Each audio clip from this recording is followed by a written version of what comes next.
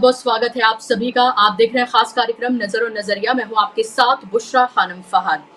आने वाले वक्त में 4 राज्यों में चुनाव होने जा रहे हैं, यानी कि 4 राज्यों के विधानसभा चुनाव होने जा रहे हैं। उससे पहले मोदी सरकार को लगा कि आखिर जब वो चुनावों में जाएगी तो किस मुंह से और किन मुद्दों पर वो वोट मांगेगी, क्योंकि जो मुद्दे मुंह बाहे खड़े हैं, चाहे वो बेरोजगारी के हो, महंगाई के हो, महिला सुरक्षा के हो, किसानों के हो, अग्निवीरों के हो, ये सब तो ऐसे मुद्दे हैं जिस पर पूरी तरीके से ना सिर्फ बैकफुट पर है सरकार, बल्कि उसकी 10 साल की नाकामी की कलई खुलकर सामने आ जाती है। तो उसने सोचा मुसलमानों को सेंटर में रखकर एक ऐसा बिल लाया जाए ताकि इन तमाम नाकामियों पर पर्दा डाल दिया जाए और तमाम हेडलाइंस इस तरह से मैनेज की जाए कि देखिए कैसे जो मुसलमानों की प्रॉपर्टी है, जो वक्फ की जाती है, उसको लेकर एक बिल लाया जाए और हेडलाइंस मैनेजमेंट किया जाए और इन तमाम मुद्दों से कुछ वक्त के लिए पल्ला झाड़ लिया जाए।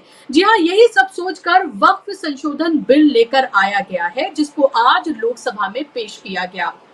और जैसे ही ये पता चला कि इस तरह का कोई बिल सरकार लाने जा रही है, तब से ही हमने देखा कि इंडिया गठबंधन लगातार इसका विरोध कर रहा है। सबसे पहले उसने कहा कि पहली बात तो ये संविधान का उल्लंघन है, उसके साथ साथ जो धर्म है उसमें हस्तक्षेप है सीधे तौर पर।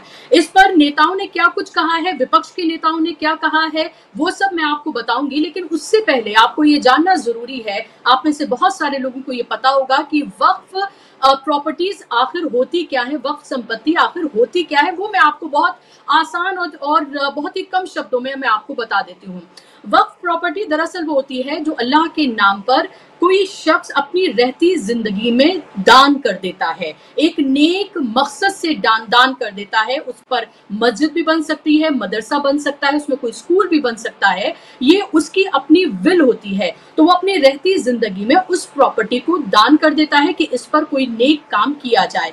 अब इसमें होता यह है कि उनकी जो आलोयाल है, यानी कि जो उनके बच्चे हैं या आने वाली जो पीढ़ियां हैं, वो इसकी देखभाल तो कर सकती हैं, लेकिन उनके पास भी कोई हक नहीं होता है कि इस प्रॉपर्टी का वो स्वरूप किसी तरीके से चेंज कर सके या इसको बेच सके। और ऐसी अनगिनत प्रॉपर्टीज पूरे हिंदुस्तान में हैं जो वक्फ की गई, जिन पर अभी भी बहुत सारा एक तरह का कंफ्यूजन है और इन पर बहुत सारी मस्जिदें बनी हुई हैं, मदरसे बने हुए हैं, एजुकेशनल इंस्टीट्यूट्स बने हुए हैं। अब मोदी सरकार क्या करने जा रही है? मोदी सरकार ने एक ऐसा बिल पार्लियामेंट में वो लेकर आई है इसी वक्फ प्रॉपर्टीज को लेकर, जिससे इसका पूरे के पूरे बिल का जो स्वरूप है वो चेंज होने जा रहा है। इसमें 40 संशोधन लेकर आई है सरकार और आज इसको लेकर लोकसभा में जमकर बहस हुई। इस पर असदुद्दीन ओवैसी से लेकर इसके अलावा कांग्रेस, समाजवादी पार्टी, तमाम जो विपक्ष की पार्टियां हैं, उन सब ने अपनी बातों को रखा है। नए विधेयक के जरिए दरअसल उसकी शक्ल पूरी तरीके से बदलने जा रही है, उसकी शक्ल, उसका इस्तेमाल, उनका मालिकाना हक, सब कुछ बदलना चाहती है सरकार।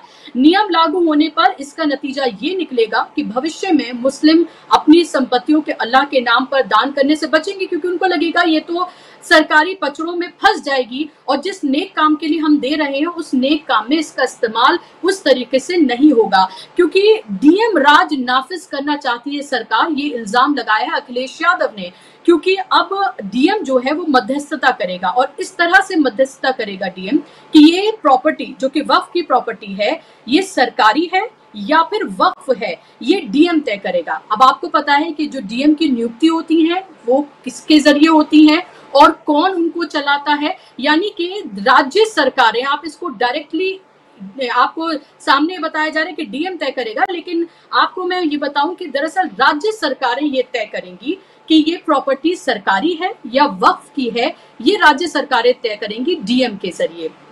दूसरी बात, इसमें 7 सदस्य होते हैं। जो वक्फ ट्रिब्यूनल है उसमें 7 सदस्य होते हैं और सब के सब उसमें मुस्लिम होते हैं। उसमें एक एमएलए होते हैं, उसमें एक वकील भी होते हैं, उसमें 2 मुतवल्ली होते हैं, उसमें एक एमपी भी होते हैं। लेकिन अब क्या है, अब सरकार चाहती है कि इसमें महिलाएं भी शामिल हों और इसमें दूसरे मजहब के लोग भी शामिल हों, यानी कि इसमें हिंदुओं को भी शामिल किया जाए। और इसी को लेकर सबसे ज्यादा ऐतराज है। लगातार मैं आपको ये बता दूं कि इसको लेकर आपत्तियां दर्ज दर्ज कराई जा रही है। इससे पहले कि मैं आपको और बारीकी से इस बिल को समझाऊं और क्यों मुसलमानों में एक तरह की अब एक एंग्जाइटी पैदा हो गई है इसको लेकर, वो लगातार ये सोच रहे हैं कि अब जो वक्फ की प्रॉपर्टियां हैं अब वो उनकी नहीं रहने जा रही हैं, यानी कि उन पर उनका मालिकाना हक नहीं होगा। वो जो चाहेंगे, यानी कि जिस भी नेक काम में वो चाहते हैं लगाना, वो नहीं लगा पाएंगे। और अब तमाम जो वक्फ प्रॉपर्टी हैं उन पर अब केंद्र सरकार की पूरी तरीके से नजर रहेगी। इस पर हम बात करेंगे, लेकिन उससे पहले आप ये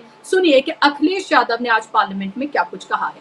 मैं अध्यक्ष जी बहुत धन्यवाद देना चाहता हूं आपका। मैं माननीय सदस्य एन.के. प्रभाचंद्रन जी ने जो कहा और माननीय सदस्यों ने जो कहा, मैं उससे अपनी बात को जोड़ता हूं। ये बिल जो इंट्रोड्यूस हो रहा है, ये अध्यक्ष महोदय बहुत सोची समझी राजनीति के तहत हो रहा है।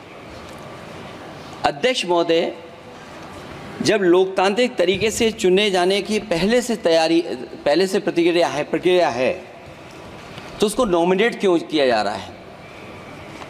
वहीं जहां अन्य धार्मिक जो मसले हैं, बॉडीज़ हैं, उनमें कोई गैर बरादरी का नहीं आता है। मान लीजिए वक्फ बोर्ड में गैर मुस्लिम को शामिल करने का औचित्य क्या बनता है? और अध्यक्ष महोदय, इतिहास के पन्नों को अगर हम पलटें, अगर आप जिला अधिकारी को सब ताकत दे देंगे, उन इतिहास के पन्नों को मैं नहीं पलटना चाहता हूं कि एक जगह पर एक जिलाधिकारी महोदय ने क्या किया था, उसकी वजह से आज और आने वाली पीढ़ी तक को भी सामना करना पड़ा। अध्यक्ष महोदय, मैं नाम नहीं लेना चाहता हूं। और अध्यक्ष महोदय, सच्चाई ये है कि भाजपा अपने हताश, निराश, आप तो उस कानून चंद कट्टर समर्थकों के तुष्टीकरण के लिए ये बिल लाने का काम कर रही है।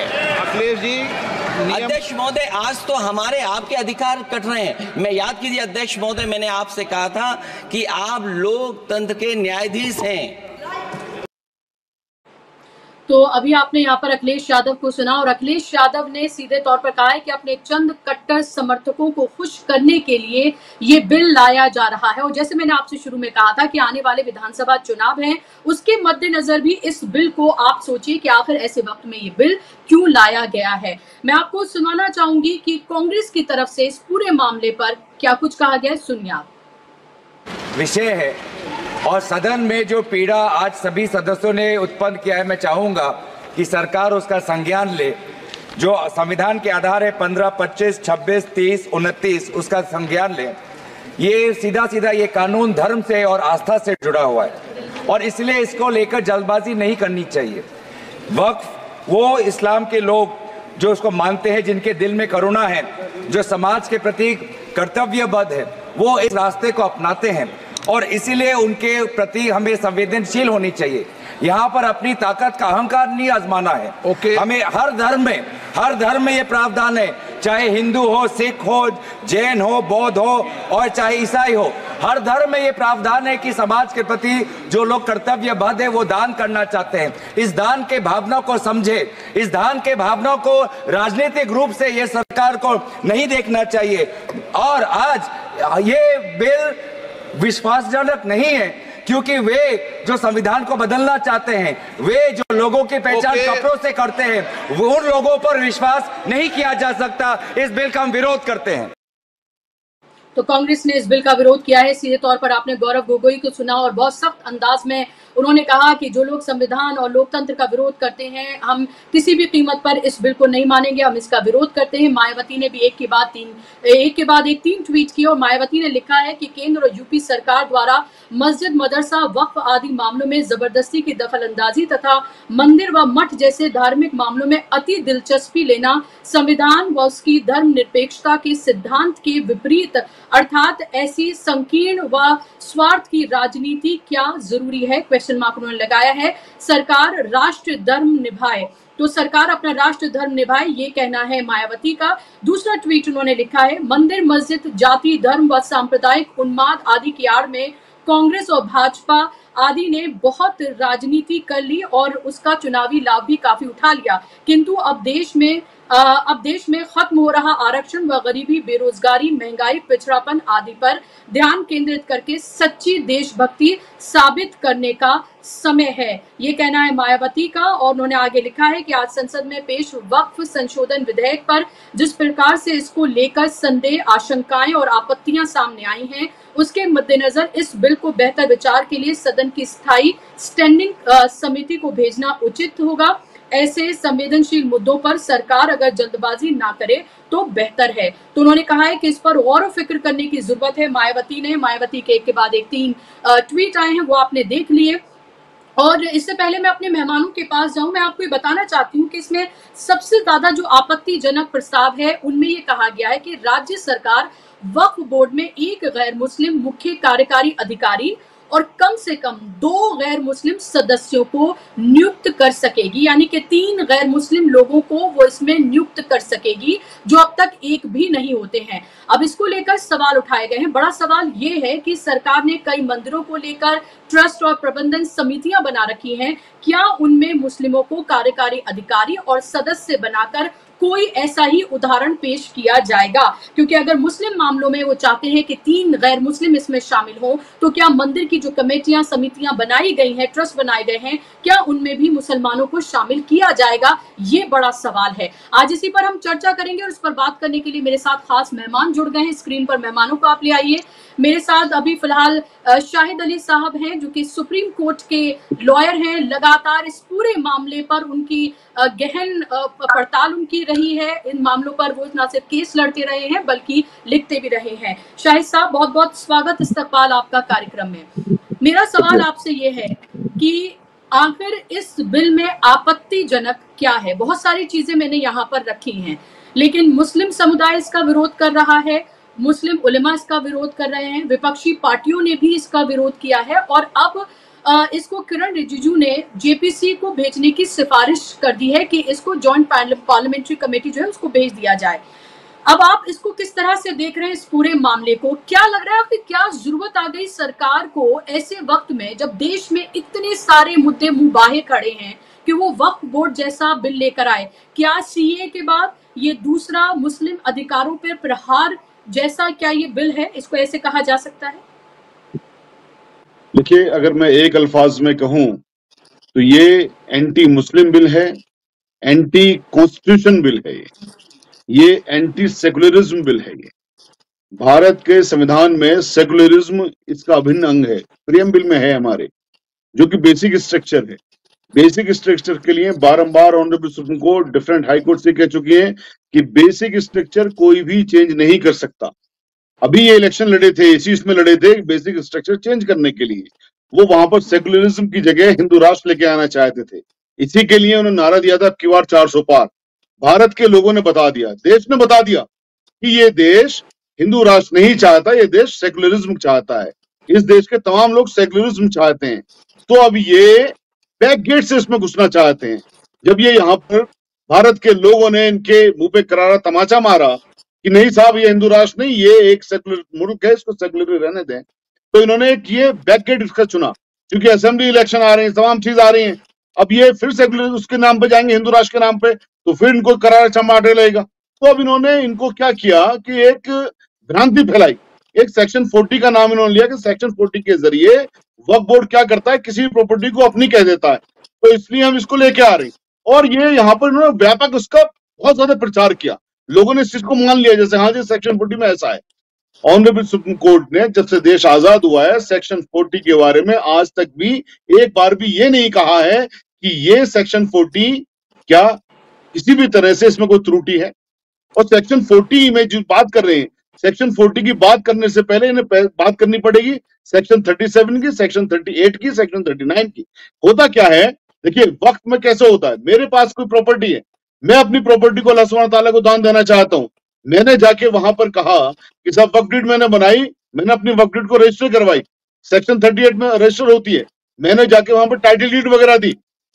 तो वो टाइटल डीड देने के बाद में वो जो वक्फ अथॉरिटी है उसको स्क्रूटनाइज करती है, उसकी इंक्वायरी करती है, क्या मैं उसका मालिक भी हूं, क्या मेरे पास टाइटल वाकई में क्लियर है?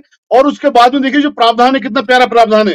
वो वक्फ डीड जाती है लैंड रेवेन्यू के पास, यानी कि जो लैंड रेवेन्यू के मामलात हैं, जो जैसे होता है तहसीलदार होता है, एसडीएम होता है, उनके पास जाती है ये देखने के लिए कि ये प्रॉपर्टी वाकई इसी आदमी के नाम है या नहीं।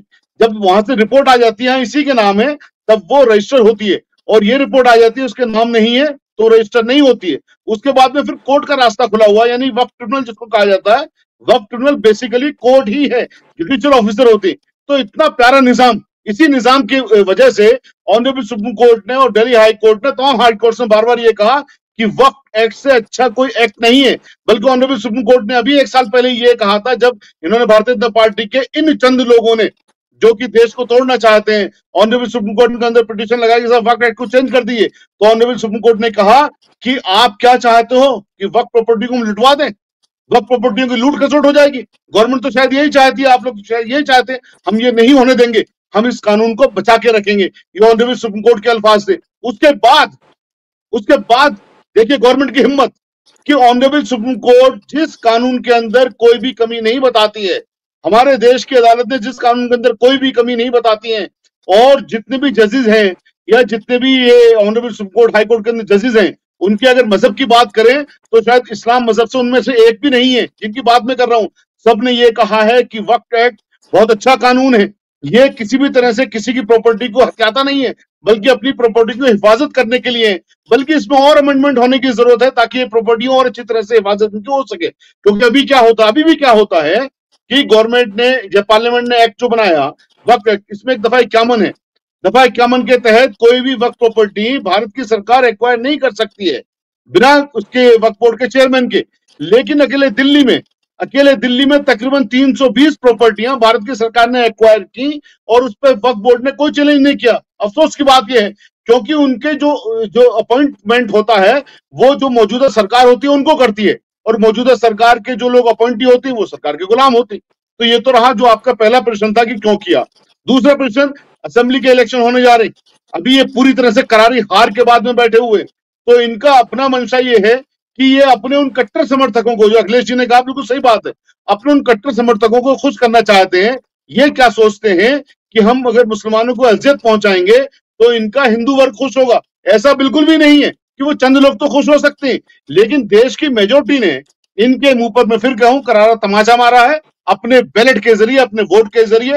ये शायद उस सबक को भूल रहे हैं, या उस सबक से ये सबक हासिल नहीं करना चाहते हैं। ये अपनी उसी पॉलिटिक्स के साथ आगे बढ़ना चाहते हैं कि हमने तो हिंदू मुस्लिम की ही बात करनी है, कुछ और बात ही नहीं करनी। इसीलिए यहाँ पर ये वक्त के ऊपर ये कानून लेके आ रहे हैं। देखिए अभी जेपीसी भेजा, मैं आपको बता रहा हूँ, ये किसी भी तरह से वक्फ एक्ट को पास नहीं करवा सकते। और अगर, चूंकि अपनी इनके पास ताकत है पार्लियामेंट के अंदर, लोकसभा के अंदर, राज्यसभा में नहीं है, अगर करवा भी लिया, ये जितने अहंकारी हो रहे हैं, ये आप यकीन जान के रखिए, इनका बनाया हुआ कानून ऑनरेबल कोर्ट्स के अंदर बिल्कुल भी ठहर नहीं पाएगा, ये निरस्त हो जाएगा। उसी तरह से जिस तरह से इन्होंने जजेस के अपॉइंटमेंट के लिए कानून बनाया था, गवर्नमेंट के बनाते ही एनजेएसी के साथ हम जजेस का खुद अपॉइंटमेंट करेंगे, और ऑनरेबल सुप्रीम कोर्ट ने उस कानून को जो इनको बनाया था खत्म कर दिया था। इस तरह से आज जो ये कानून बना रहे हैं अपनी इस ताकत के घमंड में, वो ऑनरेबल कोर्ट्स के अंदर टिक नहीं पाएगा किसी भी तरह से, और वो खत्म हो जाएगा। जी, आपने बहुत महत्वपूर्ण बात कही कि अगर किसी तरीके से पास भी हो जाता है, हालांकि मुश्किल है ना राज्यसभा में बहुत ज्यादा, और जेपीसी अगर बनाने की सिफारिश की मांगे, यानी कि उसमें अपोजिशन के भी मेंबर्स होंगे तो उनकी भी सिफारिशें होंगी, फिर किस तरह से ये पास होगा ये अभी देखना है, अभी टेढ़ी खीर है ये।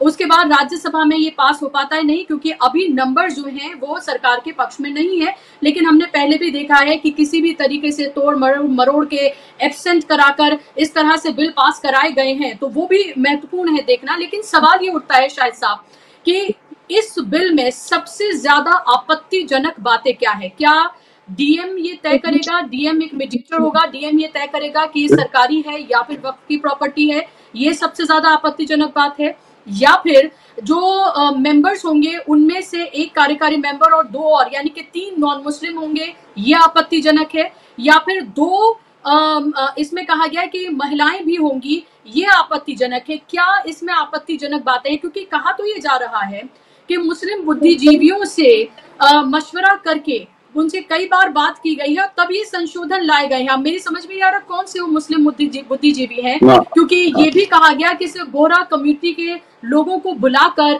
उनसे शायद कुछ राय मशवरा किया गया। जो सुन्नी पक्ष है, जो इनके पास सबसे ज्यादा प्रॉपर्टियां हैं, उनसे उस तरह की बात या राय मशवरा नहीं किया गया है। या फिर जो ये भी इल्जाम लगाया गया कि शायद कुछ सरकारी मुसलमान बुलाकर उनसे बात कर ली गई है। आपसे मैं जानना चाह रही हूँ कि आपत्तियां क्या हैं सबसे ज्यादा? देखिए, तीनों जो आपने बातें कही, मैं तीसरी बात का जवाब पहले देता हूं। महिलाओं वाली, महिलाएं अभी भी वक्फ बोर्ड की मेंबर होती हैं। महिलाओं को कोई पाबंदी नहीं कि वक्फ बोर्ड के मेंबर नहीं होंगी। वो जो बार काउंसिल से एक एडवोकेट चुन के जाते हैं, दिल्ली से, यहाँ से दिल्ली से परवीन सिद्दीकी थी, यहाँ से जो इलेक्ट होके गई थी, वो वक्फ बोर्ड की मेंबर थी। एक और सोशल वर्कर के तौर पे, वक्फ बोर्ड के मेंबर के तौर पे महिला की नियुक्ति हुई। तो यहाँ पर महिलाओं की नियुक्ति बैन नहीं है, ये दुष्प्रचार है। जो पहली और दूसरी वाली बात जो आपकी है, उससे तो ज्यादा घोर आपत्ति कोई बात ही नहीं हो सकती, क्योंकि वो दोनों की दोनों चीजें। एक तो चीज ये है कि डीएम टाइटल को निपटारा करेगा, कितनी विचित्र बात है। तो यहाँ के जो सिविल लॉज है सारे के सारे आपने खत्म कर दिए। वो सिविल लॉज भी पार्लियामेंट ने बनाए। पार्लियामेंट ने जो बनाए सिविल लॉज, उसके मुताबिक टाइटल का निपटारा सिर्फ और सिर्फ दीवानी अदालतें कर सकती हैं। सिर्फ और सिर्फ दीवानी अदालतें कर सकती हैं। डीएम को या किसी भी प्रशासनिक अधिकारी को टाइटल के ऊपर डिसीजन देने का हक ही नहीं है।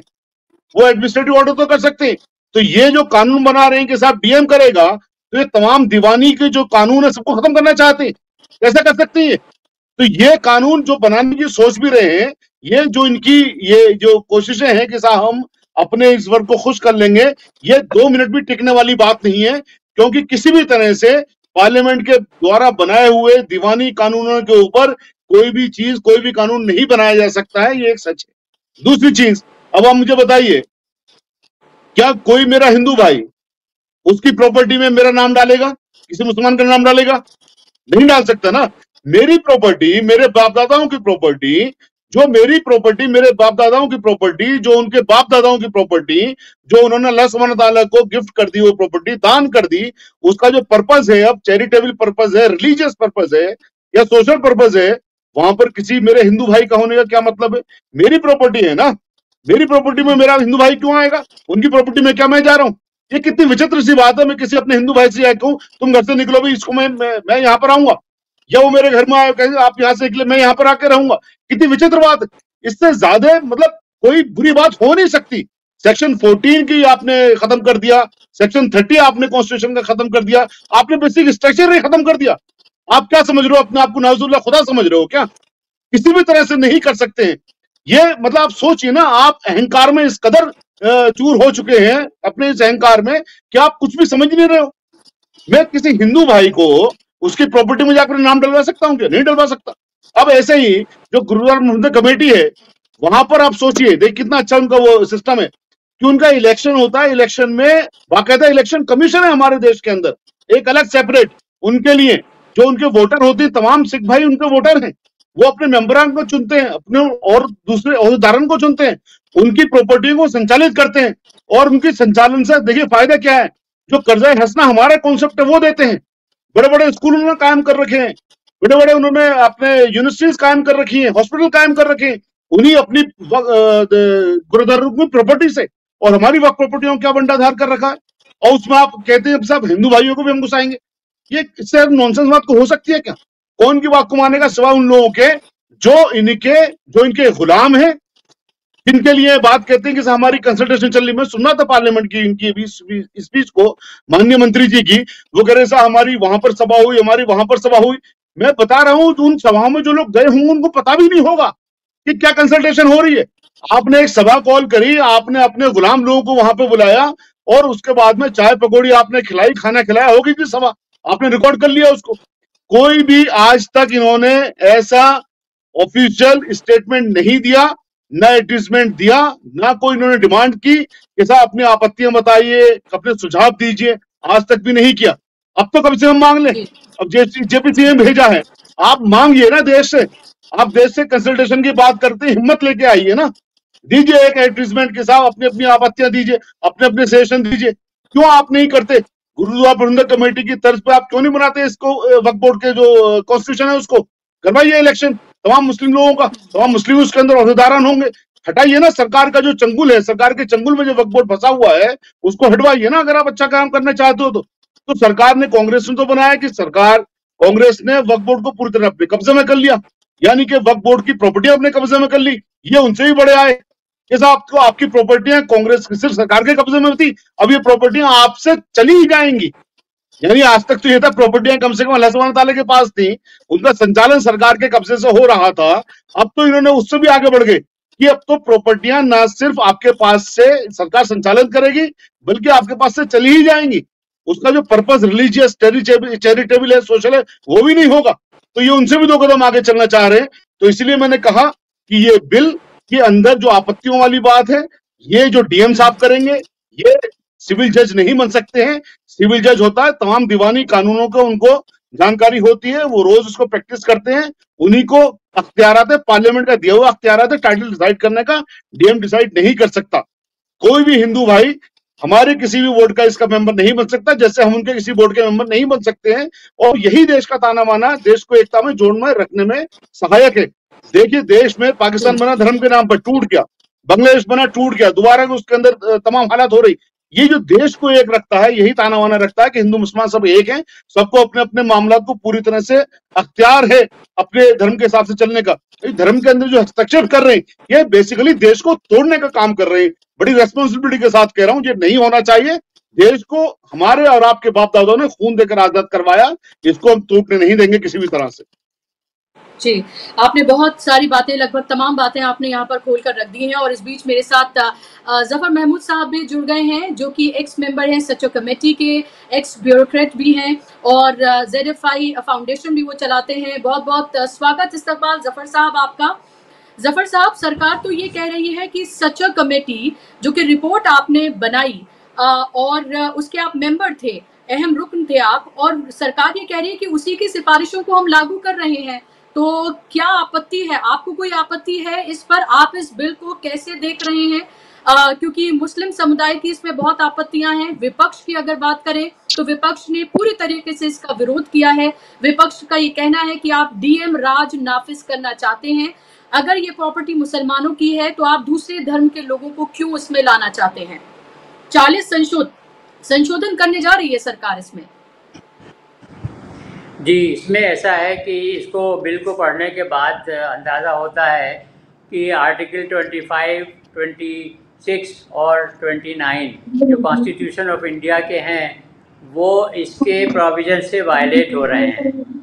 जो इन तीनों आर्टिकल्स में ये लिखा हुआ है कि मुसलमानों को अपने कल्चर को, किसी भी मज़हब के मानने वालों को अपने कल्चर को प्रोटेक्ट करने की पूरी आज़ादी है। तो वक्फ बोर्ड कल्चर का पार्ट है।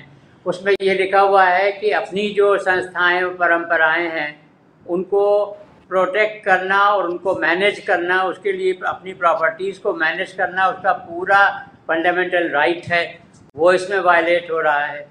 किस तरह वायलेट हो रहा है? जो सेंट्रल वक्फ काउंसिल है उसके अंदर अभी तक 14 मेंबर्स होते थे और उसमें ये था कि चूँकि मिनिस्टर जो है वक्फ से मुताल्लिक़ वो उसका चेयरमैन होना है, तो वो तो नॉन मुस्लिम हो कोई बात नहीं, लेकिन बाकी 13 जो हैं उनका मुसलमान होना ज़रूरी है, ऐसा था अब तक।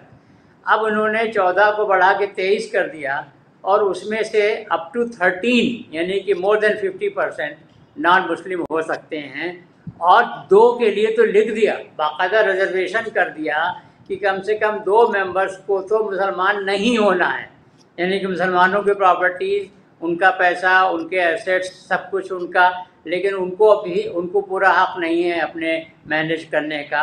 उसमें 2 कम से कम नॉन मुस्लिम होना ज़रूरी है, वरना 13 तक हो सकते हैं। जो स्टेट वक्फ बोर्ड्स हैं उनके कॉम्पोजिशन में भी यही किया गया है। इसमें अब तक 7 से 11 मेंबर्स होते थे और उसमें से एक जो चेयरमैन सिर्फ वो नॉन मुस्लिम हो सकता था, लेकिन अब 11 मेंबर्स में से 7 मेंबर 7 तक मोर देन 50% नॉन मुस्लिम्स हो सकते हैं। नंबर 3, जो स्टेट वक्फ बोर्ड्स हैं उसका जो रोज़मर्रा का काम है, डेली एडमिनिस्ट्रेटिव मैटर्स, उसको डील करने के लिए there has to be one CEO, chief executive officer. हमेशा से कोई 100 साल से मुख्तलिफ वक्फ के इंडिया के कानूनों में यही लिखा आया है, अब तक भी यही लिखा है कि उस CEO का मुसलमान होना ज़रूरी है।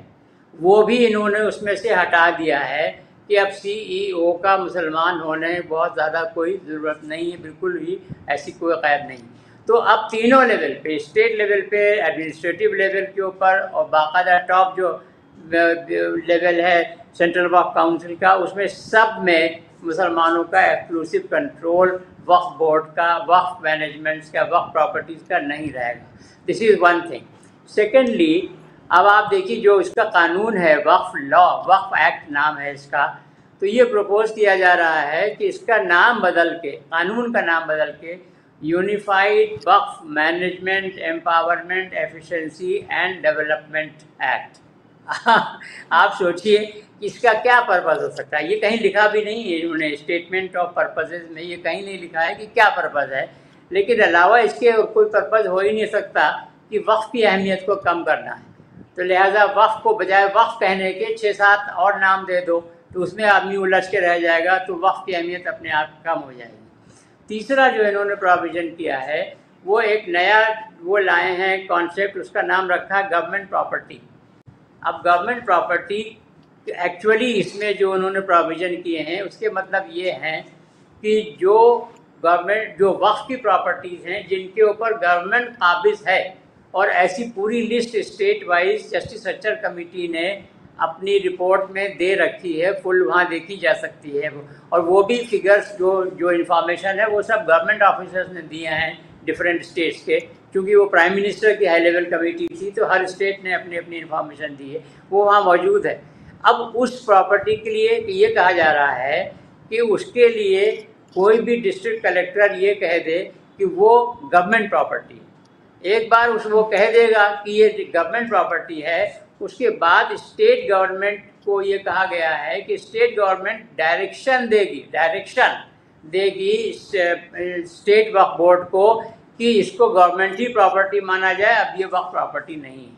आप सोच लीजिए, तो ये अजीब सी बात है कि हर लेवल के ऊपर मुसलमानों से जो मैनेजमेंट है वक्फ प्रॉपर्टी का, वो कॉन्स्टिट्यूशन ऑफ इंडिया की खिलाफ वर्जी करते हुए उनसे ले करके किया है।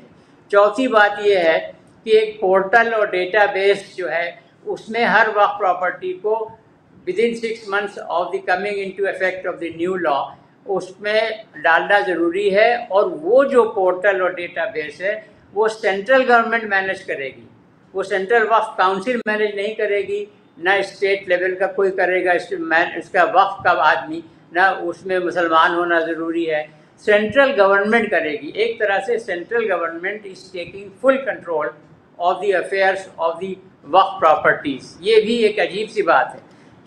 पांचवी बात ये है कि वक्फ की जो डेफिनेशन है उसके सिलसिले में ये कहा जा रहा है कि वक्फ वही माना जाएगा जिसको इस्टेब्लिश करे कोई ऐसा आदमी जो कम से कम 5 साल से मुसलमान हो।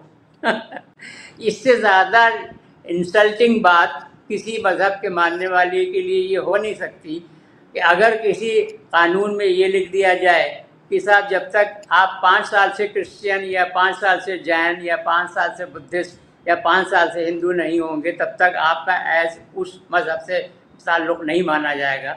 ये अजीब सी बात है। इसका मतलब क्या है ये कुछ समझ में नहीं आया, ना ये लिखा है इसके एम्स एंड ऑब्जेक्ट्स में कि ये ऐसा क्यों किया गया है। और देखिए, अभी तक ये भी कानून में लिखा हुआ था वक्फ के कि कोई मुसलमान हो या ना हो, तो बहुत से अच्छे ऐसे लोग हैं जो कि वक्फ से बहुत इम्प्रेस्ड हैं और वक्फ में अपनी प्रॉपर्टी देते रहे हैं और आगे भी देना चाहेंगे, लेकिन वो हक़ गैर मुस्लिमों का वापस ले लिया गया इस बिल के ज़रिए। इसमें यह कहा गया है कि कोई गैर मुस्लिम जो है वो वक्फ प्रॉपर्टीज़ में कुछ डोनेट नहीं कर सकता। ये भी एक अजीब सी बात है।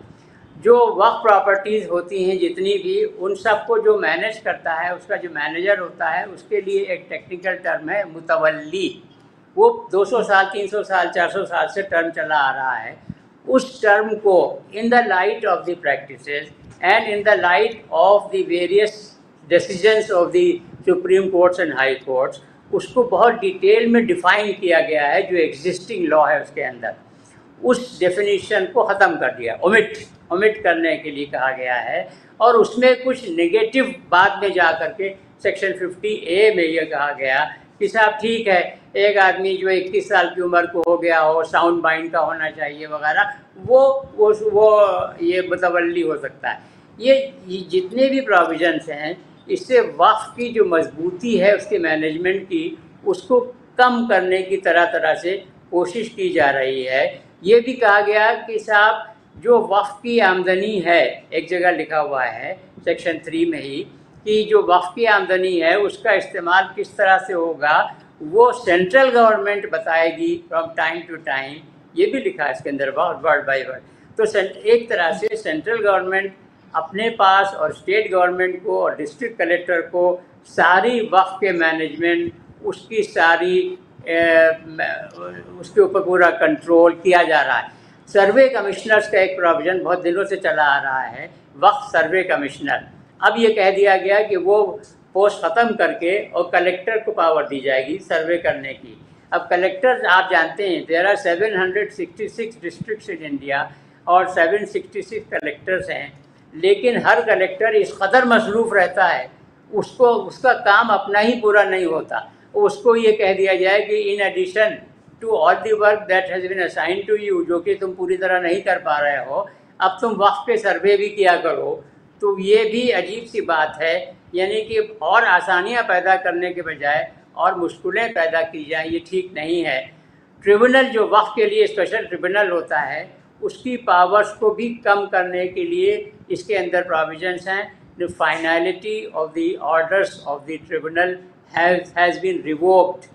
और देखिए कि कोई भी प्रॉपर्टी वक्फ प्रॉपर्टी है और उसके ऊपर नाजायज़ कब्ज़े हों, तो उस सिलसिले में क्लेम करने के लिए टाइम लिमिट जो है वो भी एक से छेड़छाड़ की जा रही है, ताकि अगर कोई नाजायज़ कब्ज़ा किए हुए बैठा हो तो वो चाहे जब ये कह दे कि नहीं ये वक्फ प्रॉपर्टी नहीं है। अब वक्फ बोर्ड की ड्यूटी है कि वो प्रूव करता फिरे कि नहीं ये वक्फ प्रॉपर्टी है।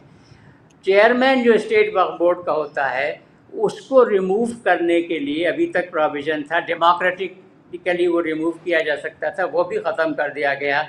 और उसके अलावा ये कि जो मेंबर्स हैं वक्फ बोर्ड के, वो अब तक इलेक्टेड होते थे थ्रू वेरियस इलेक्टोरल कॉलेजेस, सब प्रेस्क्राइब्ड है एक्ट में, जो एग्जिस्टिंग एक्ट है। अब ये कह दिया गया कि सारे मेंबरों का अपॉइंटमेंट जो है वो बाई नॉमिनेशन होगा स्टेट गवर्नमेंट के ज़रिए, यानी कि डेमोक्रेटिक वैल्यूज़ को भी इसके अंदर ख़त्म किया जा रहा है। ये भी एक अजीब सी बात है। उसकी जो ओवर राइडिंग इफ़ेक्ट्स हैं, एक्ट में ये लिखा हुआ है कि act of Waqf act will have over riding effect. उस ओवर राइडिंग इफ़ेक्ट को भी ख़त्म कर दिया गया है। ट्रिब्यूनल के डिसीजन को मैंने आपसे बताई दी, तरह तरह से जो है उसकी फाइनलिटी खत्म की जा रही है। आपने बहुत डिटेल में और लगभग हर इसके एक्ट के हर प्रावधान को आपने बहुत खुलकर यहाँ पर एक्सप्लेन किया है। और आपसे पहले शाहिद साहब ने भी चीजें बताई। इससे पहले शाहिद साहब मैं आपके पास आऊँ, एक छोटा सा सवाल मेरा आपसे जफर साहब, कि क्या पूरा का पूरा ये जो बिल है, जो इसके प्रावधान हैं, जो संशोधन इसमें लाए गए हैं, जो अमेंडमेंट्स लाए गए हैं, वो सीधे तौर पर बताते हैं कि वक्फ की जो अहमियत है उसको पूरी तरीके से खत्म करना, मुसलमानों के हाथ से इसको छीन लेना और इसका अधिकार किसी और को दे देना। ये साफ तौर पर ये लग रहा है। क्या आपको लग रहा है कि ये प्रॉपर्टीज पर मुसलमानों की एक तरह का हमला है, जैसे सीए लाकर पहचान पर हमला किया गया था? तरह के प्रोविजंस इसी तरह के हैं। देखिए उसमें एक प्रोविजन मैं आपको बताऊं जो जिससे कि आपकी बात हो रही है, वो ये है कि छोटे वक्फ भी हैं, बड़े वक्फ भी हैं, लेकिन अब तक एक्ट में ये लिखा हुआ था कि जो ऑडिट होगा उसकी ऑडिट की फ़ीस जो है वो maximum 1.5% of the total income of the Waqf होगी। बहुत समझदारी, अक्लमंदी, रीज़नेबल बात है, लेकिन वो ख़त्म कर दिया। अब ये कह दिया है कि स्टेट गवर्नमेंट ऑर्डर करेगी कि किस वक्फ के किस ऑडिटर को, एक तो ये कि ये भी बताएगी कि कौन सा ऑडिटर अपॉइंट किया जाए और उसको कितनी फ़ीस देनी है, ये भी स्टेट गवर्नमेंट बताएगी। और उसकी कोई अपील नहीं, कुछ वो देना ही पड़ेगा। इसके मतलब ये भी एक तरीक़ा है वक्फ की अहमियत खाली कम करना नहीं, बल्कि वक्फ के लिए मुश्किलें क्रिएट करना, एक तरह से ये भी इसके अंदर आ गया, जिससे कि आपकी बात जो है वो पूरी तरह से साबित हो रही है। एक चीज़ ये है कि जब कोई वक्फ प्रॉपर्टी उसके ऊपर नाजायज़ कब्ज़ा हो और उसके बाद वो मुकदमेबाजी हो, नाजायज़ कब्ज़ा ख़त्म हो जाए, तो उसके लिए लिखा था it will be vested back in the board, ये वर्ड लिखे थे इसके अंदर। उसको जो है कर दिया it will be reverted back to the Waqf. आप समझ लीजिए, जो साफ क्लियरली लिखा हुआ है एक्ट में कि उसकी ओनरशिप जो है बोर्ड के पास वापस चली जाएगी, वो ख़त्म कर दिया। उसकी वजह से एक अजीब सा कन्फ्यूजन क्रिएट हो जाएगा और एक खला सी पैदा हो जाएगी कि अब ये वक्फ रहा भी या नहीं रहा, इसलिए कि उसमें जो पहले प्रोविज़न था कि वक्फ एक्ट को वापस चला जाएगा, वो ख़त्म कर दिया गया। ये अजीब सी बात है। उसी तरह से जो है वो प्रॉपर्टीज़ के जो लैंड एक्विजिशन एक्ट है, लैंड एक्विजिशन एक्ट वक्फ बोर्ड के ऊपर नहीं लगेगा या उसके रेस्ट्रिक्टेड एप्लीकेशन होगा। इसके ऊपर जो प्रोविज़न था उसमें से लैंड एक्विजिशन एक्ट का नाम निकाल करके उसकी जगह रिप्लेस किया जा रहा है right to fair compensation and transparency in land acquisition rehabilitation and settlement act of 2013। यानी कि ये 2013 का जो एक्ट है वो लैंड एक्विजिशन एक्ट जो 1894 का है, उसको मजबूत करने के लिए थोड़े से हिस्से को ये लाया गया है। लेकिन अब वो ये कह रहे हैं कि जो बेनिफिट मिलेगा वक्फ को वो पूरे लैंड एक्विजिशन का नहीं मिलेगा, बल्कि उसके एक बहुत थोड़े से हिस्से का मिल सकता है। ये अजीब सी मतलब कुछ समझ में नहीं आ रहा। Exemption to waqf property from limitation act, एक लिमिटेशन एक्ट होता है कि इतने दिनों के बाद आप क्लेम नहीं कर सकते अपनी प्रॉपर्टी के बारे में, वो लिमिटेशन एक्ट वक्फ को अप्लाई नहीं होता था। उसके लिए उसमें एग्जेम्पशन था, एक्ट में भी प्रोविज़न था। उस प्रोविज़न को ख़त्म करने के लिए कहा जा रहा है कि उस प्रोविज़न को ख़त्म कर दिया जाए। इसके मतलब लिमिटेशन अगर ख़त्म हो गया तो कोई प्रॉपर्टी चाहे 200 साल से वक्फ प्रॉपर्टी रही हो और उसको आप हर तरह से प्रूफ भी कर लें, लेकिन लिमिटेशन ख़त्म हो गया तो अब आप नहीं कह सकते कि ये प्रॉपर्टी जो है वक्फ प्रॉपर्टी। तो ये आपकी बात जो है वो बिल्कुल वाजिब है और तमाम प्रोविजंस को पढ़ने से यही जाहिर होता है। बिल्कुल, मैं आपके पास लौट रही हूँ जफर साहब। शाहिद साहब, सवाल ये उठ रहा है कि वक्फ की अहमियत को ना सिर्फ खत्म कर देना बल्कि जो उसका मौजूदा स्वरूप है उसके अस्तित्व को ही पूरी तरीके से खत्म करने की बात है। जिस तरह से जफर साहब ने पूरी तरीके से step by step, point by point यहाँ पर बिल्कुल खोलकर समझाया है। यानी कि आप पहले सीए लाकर पहचान पर हमला करिए, वक्फ लाकर प्रॉपर्टीज पर हमला करिए। पहले से ही हम ये देखते रहे हैं कि वक्फ की जब भी बात होती है उसकी प्रॉपर्टीज पहले से ही बहुत ज्यादा कंट्रोवर्सीज का शिकार रही हैं। उस पर जिस तरह से अवैध कब्जे हुए हैं, जिस तरह से जिस मकसद के लिए वो दी गई वो मकसद ही छिन गया, क्योंकि रहती जिंदगी किसी ने अपनी वक्फ की अपनी प्रॉपर्टी यानी कि अल्लाह के नाम पर वो दे दी कि भाई आप ये प्रॉपर्टी रखिए, उस पर नेक काम करिए, उस पर अवैध कब्जे भी होते रहे। अब सवाल ये उठ रहा है कि वक्फ बोर्ड के पास, मुसलमानों के पास अब क्या ऑप्शंस रह जाते हैं? अगर ये लोकसभा और राज्यसभा से मान लीजिए, अभी फर्ज कर लीजिए कि ये पास हो जाता है, तो फिर क्या ऑप्शंस बचते हैं और क्या ये वक्फ के अस्तित्व पर हमला है, जो मैंने सवाल जफर साहब से पूछा, और क्या ये पूरा का पूरा जो उनकी प्रॉपर्टीज हैं उनको हड़पने का एक प्लान है? के अस्तित्व पे हमले की बात नहीं, तमाम मुसलमानों के अस्तित्व पे हमला है। ये भारत के संविधान पर हमला है, ये भारत के सेकुलरिज्म पे हमला है, ये कॉन्स्टिट्यूशन के आर्टिकल 14 पे हमला है, ये कॉन्स्टिट्यूशन के आर्टिकल 15, 25, 26, 30 पर हमला है। ये बेसिकली भारत की जो अंतरात्मा है, जो भारत को एकजुट रखती है, भारत की डाइवर्सिटी है, ये भारत की डाइवर्सिटी पे हमला है। ये जो भारत को एकता के सूत्र में पिरोती है, ये सब तमाम चीजें, ये भारत की एकता पे हमला है, ये भारत की सॉवरेंटी पे हमला है। ये कोई इतनी आसान चीज नहीं है, क्योंकि आप एक चीज जो करने जा रहे हो, वो चीज के जो दुष्परिणाम है, वो दुष्परिणाम कितने ज्यादा घातक होंगे, कितने ज्यादा खतरनाक होंगे, उसका आप ये अंदाजा ये शायद अभी लोगों को लग नहीं रहा है, जो आगे आने वाले वक्त में लग जाएगा। देखिए वक्फ जो चीज है वो हिंदुस्तान में तीसरे नंबर की सबसे ज्यादा प्रॉपर्टी है।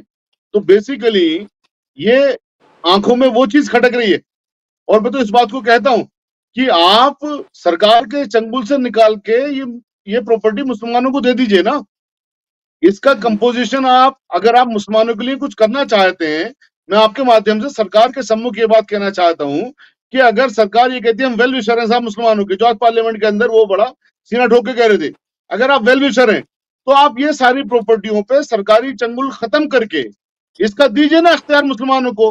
गुरुद्वारा प्रबंधक कमेटी की तर्ज पे बनाइए ना एक्ट। देखिए गुरुद्वारा प्रबंधक कमेटी एक्ट जब बना था 1925 में, तो महात्मा गांधी ने ये कहा था 25 जुलाई 1925 को कि आज हम जंग आजादी की पहली लड़ाई जीत गए। और उसके अंदर क्या था? उसके अंदर सिर्फ ये था कि जो गुरुद्वारा प्रॉपर्टी है उसको संचालन करने का अधिकार सिर्फ सिखों को मिल गया, उसका इलेक्शन का अधिकार सिखों को मिल गया, उनकी बॉडी को इलेक्ट करने का अधिकार सिखों को मिल गया। सिखों ने लड़ाई लड़ी 1921 में और उन्होंने कुछ शहादतें भी दी, 1925 में कामयाब हो गए। ये शायद उस लड़ाई को लड़ने का वक्त आ गया है मुसलमानों के लिए भी। ये सरकार से लड़ने का वक्त है, डेमोक्रेटिकली सरकार से लड़ने का वक्त है। जो भी हमें कॉन्स्टिट्यूशन राइट देता है उसके मुताबिक हमें किसी भी तरह से मंजूर नहीं होगा कि हम सरकार के चंगुल में जाने दें।